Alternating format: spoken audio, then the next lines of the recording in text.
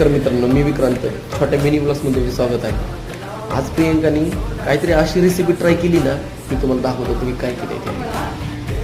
ही त्या चुऱ्याची चटणी आहे, बटाट्याची चुऱ्याची चटणी. आणि इथं पाव आहे, तळलेली अशी मिरची.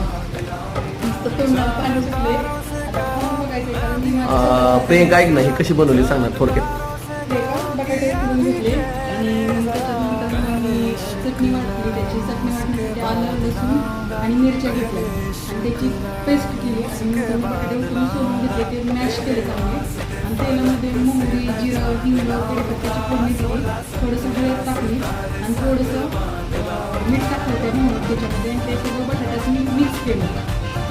सगळं एकजीव केलं. थोडीशी वरून कोथिंबीर टाकली आणि त्याचे वडे बनवून दिले.